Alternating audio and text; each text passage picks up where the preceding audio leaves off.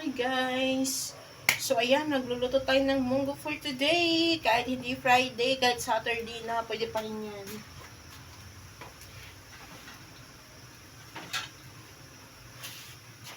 Yan. So, kapinitin lang natin yung ating kawali. So yan. Kung mainit na.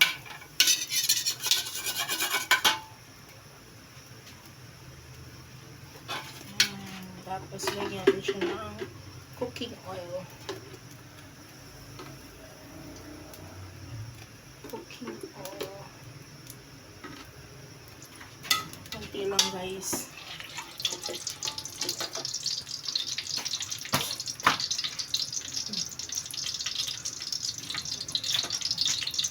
Meron tayong yung sibuyas, kamatis, and then yung bawang. So, ilalagay natin siya dito. Igisa natin.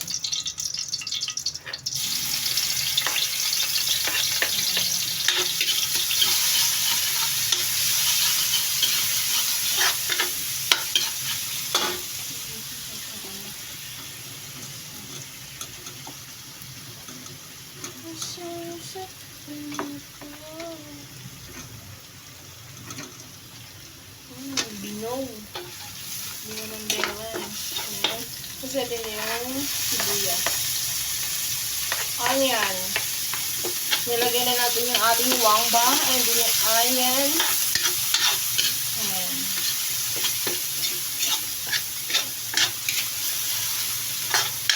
Ating onion.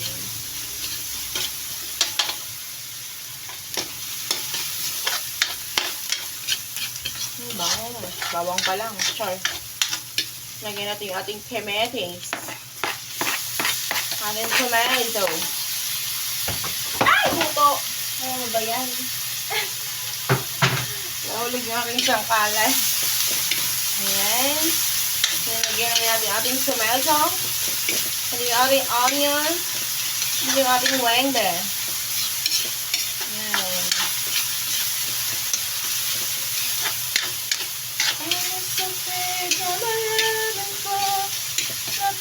Na pala ng besting ko, isasaktan ako.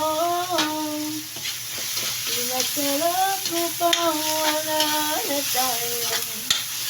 May sayang akong ulit ang natin nagpalit upang sa pagkiraya ko pa kami kahit yan. So yun. So, natin na gisa yung ating sibuyas, yung bawang, and then yung ating kamatis.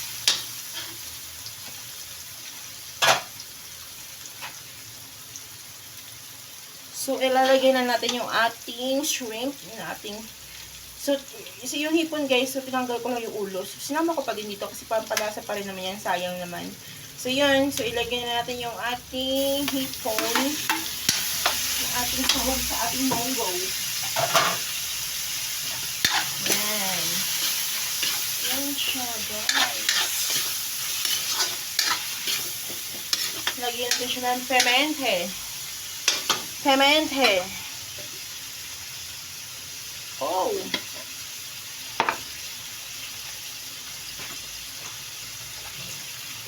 Lagyan natin siya ng a little bit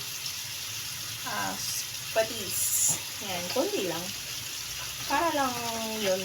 May amoy pulay. Char. Dinilagay natin yung ating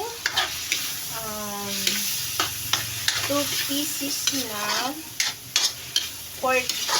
Kasi walang shrimp yung tindahan. Kaya, yung pork na lang nilagay. Oh, kaya naman hindi magre-reklamo yan, guys.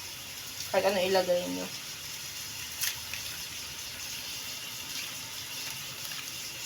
Yung mga di marunong magluto dyan na nagsipag-asawa, panoorin nyo to. Char! Ay, buto! Ano ba? Pastilan dolor.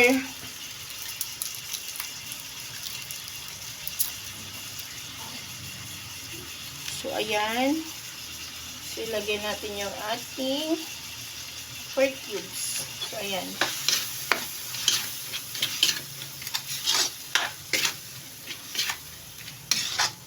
Tapos, saka natin ilalagay yung ating pinalambot na munggo. munggo. Kasi guys, hindi ako mumunggo na yung sabaw. Akala mo yung sinigang. Gusto ko ginigisa ko muna pag ako nagmunggo. Yan. So, kuloy mo rin ng konti.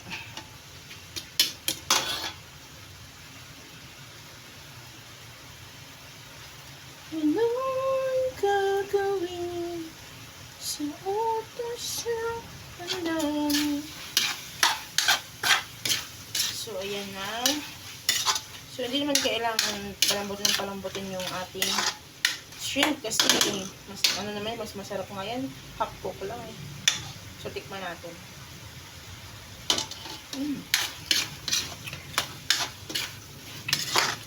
Sarap. Lasang shrimp.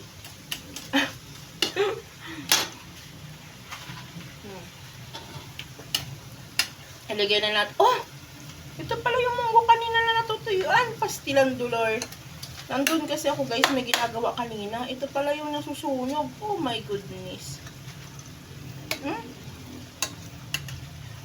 Sabi ko kanina patayin na. Yung pala napatay eh. Tutong na. So ayan siya guys. So yan natin isama yung tutong kasi masusukan na siya. Ayan oh. Oh my god. Ano na siya? Sunog. Ayan, ang ating munggo for today. So, lalagyan natin siya mamaya ng dahon ng ampalaya din yung talong and okra. Ops, nasa sa inyo yun. Kung gusto nyo maglagay ng okra or hindi, kasi yung buso gusto nyo maglagay ng okra. So, lalagyan natin. Susundin natin. Hindi naman tayo ang bus daw eh. Busabos tayo. Tchar! Yan. So, gisahin natin. Gisahin.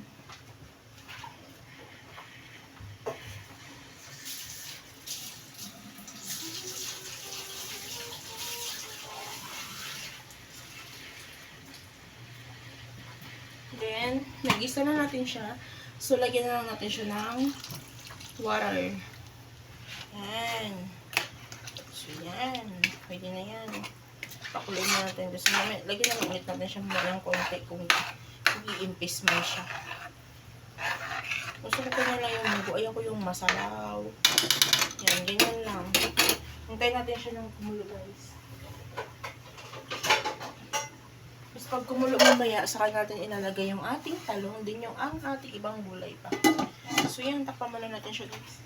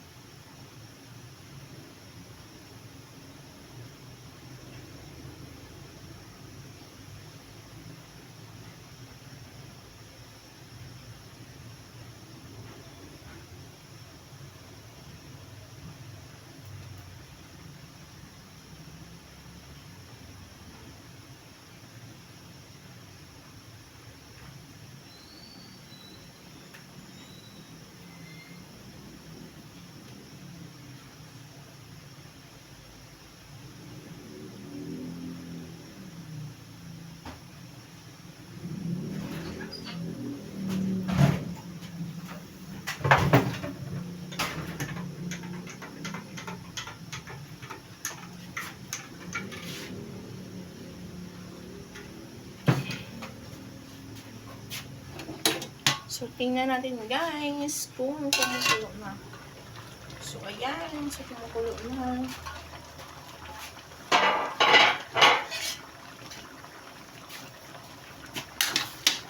So, ilalagay na natin yung ating gulay.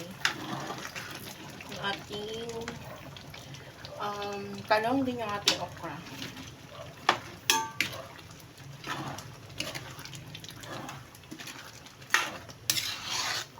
Ayan siya. Tapos papakuloyin ulit natin siya. Din, tsaka natin ilalagay yung ating dahon ng ampalaya guys. Ayan. So, wait lang. Ano natin to?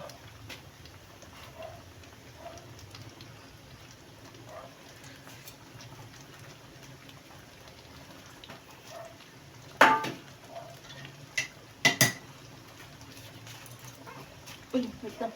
Amoy ano talaga? Amoy sunog.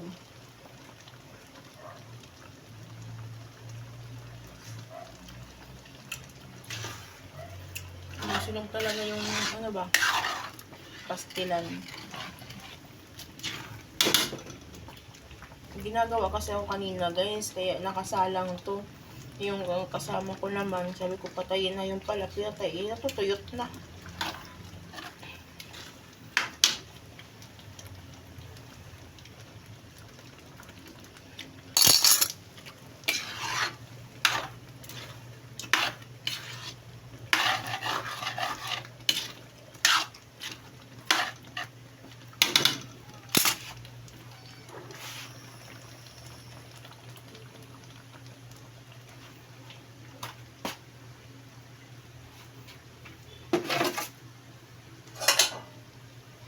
Takpan lang po muna ito yung saglit. Tapos mamaya ilalagay natin yung dahon ng sibuyas. Ano na?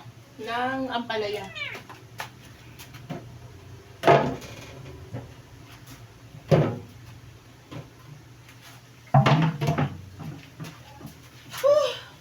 Lord, init.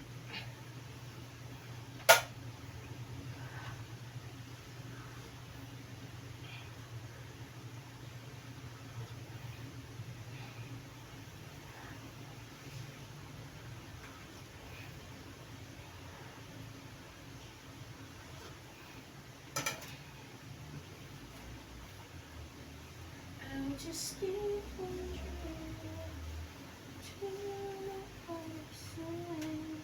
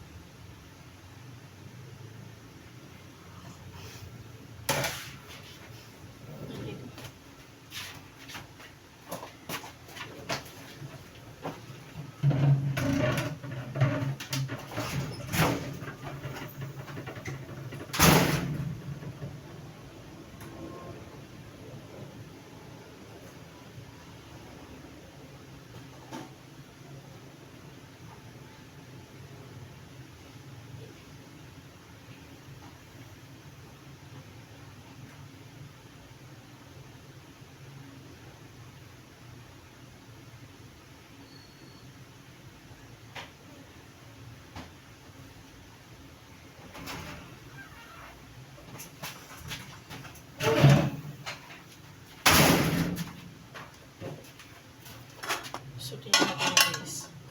So, yan. So, dadagan ko konti ng water. Kasi umiimpis na yung tubig.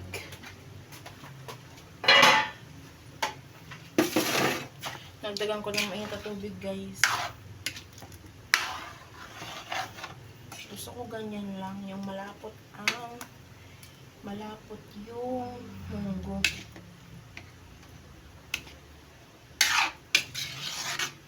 yan. So, ilalagyan na natin yung itong ating dahon ng ampalaya. So, yan. Diba? Kala mo mga kambing kakain. Ang dami ng dahon. Pero ako mas gusto ko yan. Maraming dahon ng ampalaya.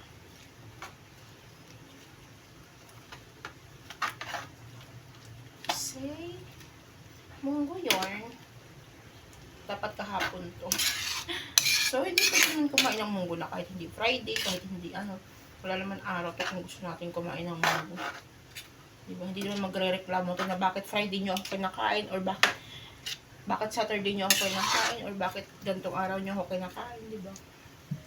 So, yan. So, pakuluin lang natin, guys. So, sasalin ko na dun sa isang kaldero. Yan lang magluto ng munggo. Kasi yung sahog ko naman, guys, is ano lang naman, malambot lang naman yun. Malambot lang naman yung hipon. So, yun. Tsaka, kinakain niya yung hipon ng ganun eh. Diba? Sa mga, pinakain nga ng hilaw yan eh. So, yan. So, atin naman na pinakulo yung munggo. So, kaya hindi na siya ganun katagal lutuin. Kulo lang, okay lang.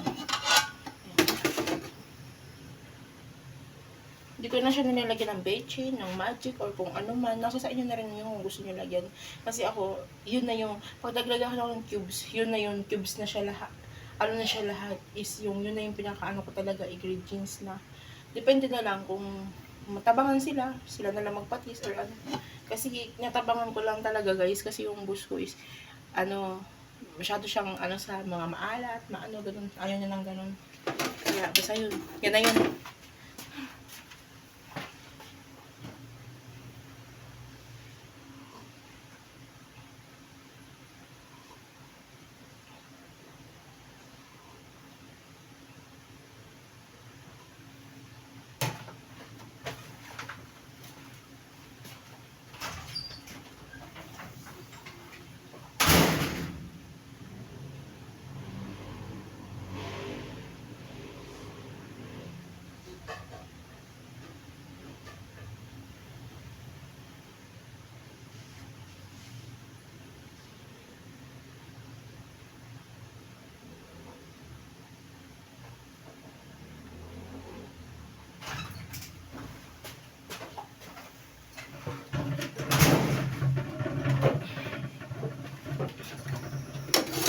So, yan. So, patay na natin kasi para yung gulay is hindi siya ma-overcook. Kasi pag tinakpan to, overcook na yung gulay. So, ayan na siya, guys. Yung ating munggo for today. Ayan siya. Ito na to. Ganyan lang yung sabaw niyan. Mamaya i-impis na nga yung sabaw nito. Kasi ayoko yung sabaw ng mukhang sinigang. Tapos, salin na natin siya dito. Yan, salin natin siya dito na.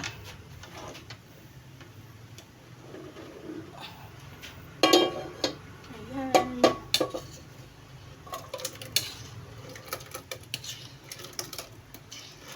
Ay! Opo.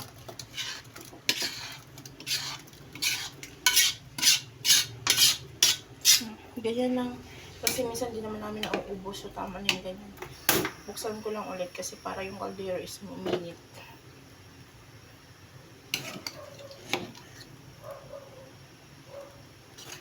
So, yan. Ang ating munggo for today's video.